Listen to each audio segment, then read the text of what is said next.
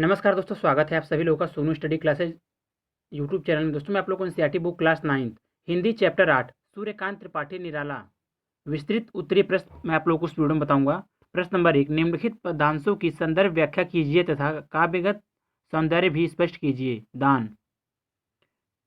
प्रश्न नंबर 1, निकला पहिया डैश चपला।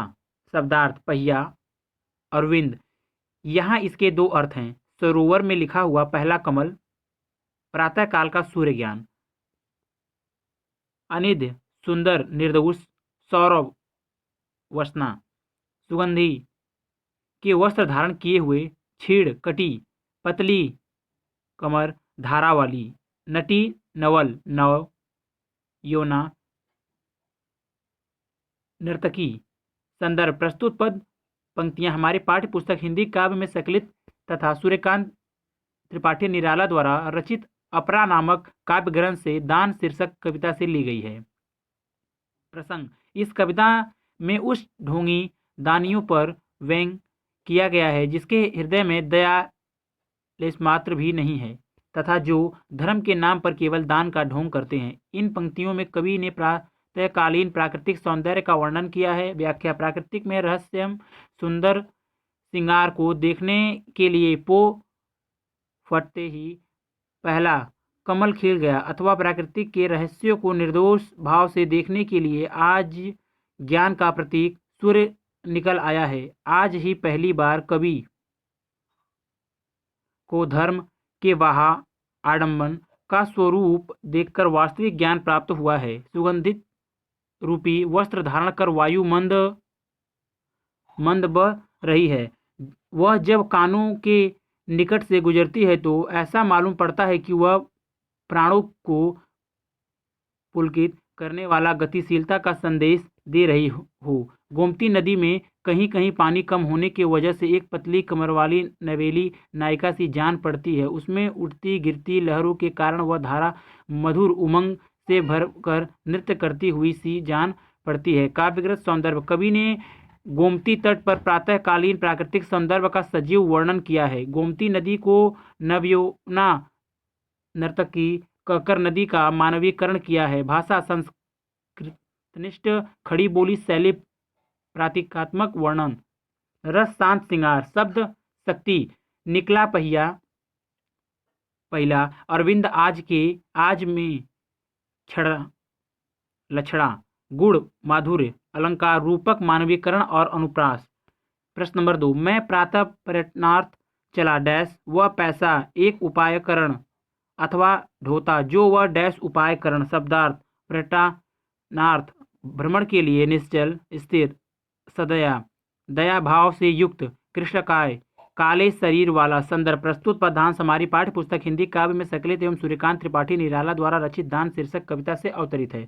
प्रसंग, प्रस्तुत पद पंक्तियों में दान का ढोंग करने वाले पर व्यंग किया गया है। कवि ने ऐसी ही एक घटना का चित्रात्मक वर्णन किया है। व्याख्या, कवि कहता है कि मैं एक दिन सवेरे गोमती नदी के तट पर घूमने के लिए गया और लौटकर पुल के समीप आकर खड़ा हो गया। वहां मैं सोचने लगा कि इस संसार के सभी नियम अटल हैं। प्राकृतिक दया भाव से सब मनुष्यों को उसके कर्मों का फल प्रदान करती है, अर्थात मनुष्य अपने कर्मों के अनुसार ही फल पाते हैं। इस प्रकार उसके सोचने के लिए कुछ भी नवीन नहीं होता।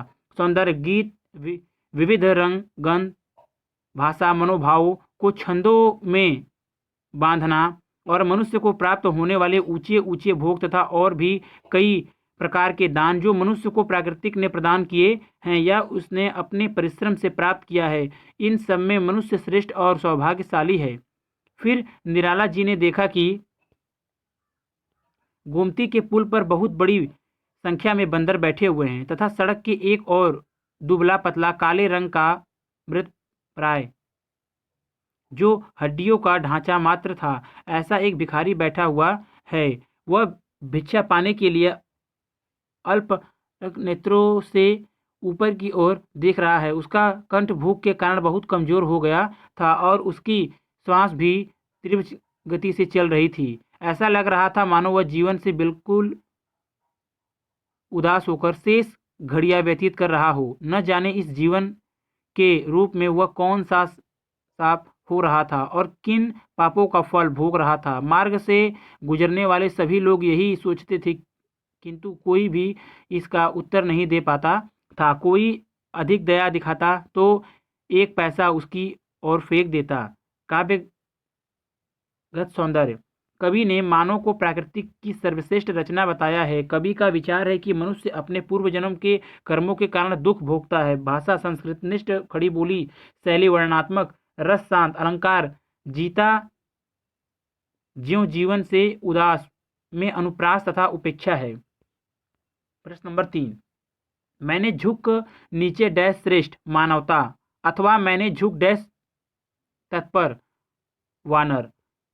शब्दार्थ: परायण, अध्ययन, कपियों, बंदरों, सरिता मंजन, नदी में स्नान, इतर, दूसरा, ध्रुवा, डूब, तृण, चावल। संदर्भ: प्रस्तुत पद्यांश हमारी पाठ्य पुस्तकें हिंदी काव्य में संकलित एवं सूर्यकांत त्रिपाठी निराला द्वारा रचित दान शीर्षक कविता से अवतरित है। प्रसंग: सूर्यकांत त्रिपाठी निराला ने अपनी दान शीर्षक कविता में ढोंग करने वाले दिखावटी धार्मिक लोगों पर तीखा व्यंग किया है। व्याख्या: कवि कहता है कि मैंने झुककर पुल के नीचे देखा तो मेरे मन में कुछ आशा जगी। वहां एक ब्राह्मण स्नान करके शिव जी पर जल चढ़ाकर और दूब, चावल, तिल आदि भेंट करके अपनी झोली लिए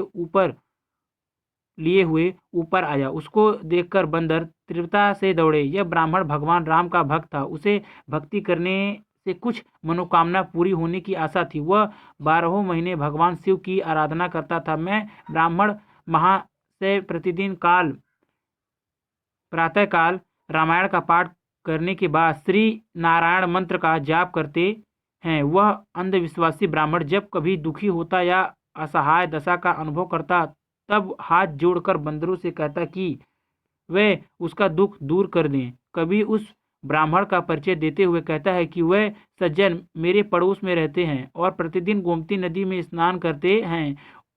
उसने पुल के ऊपर पहुंचकर अपनी झोली से पुए निकाल लिए और हाथ बढ़ाते हुए बंदरों के हाथ में रख दिए।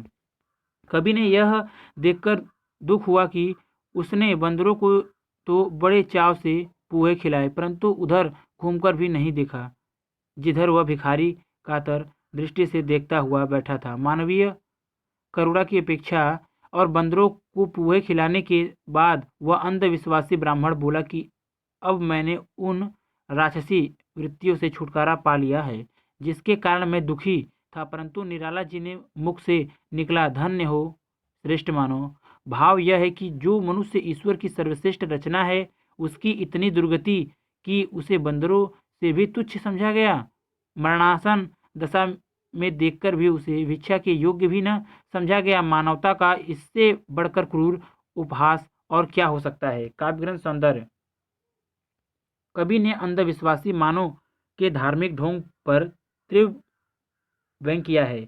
भाषा साहित्यिक, खड़ी बोली, शैली व्यंग्यात्मक, रस शांत, अलंकार अनुप्रास। अगर वीडियो अच्छी लगी तो वीडियो को लाइक करें, शेयर करें, कमेंट करें और नेक्स्ट वीडियो के लिए चैनल को सब्सक्राइब जरूर करें। Thank you for watching.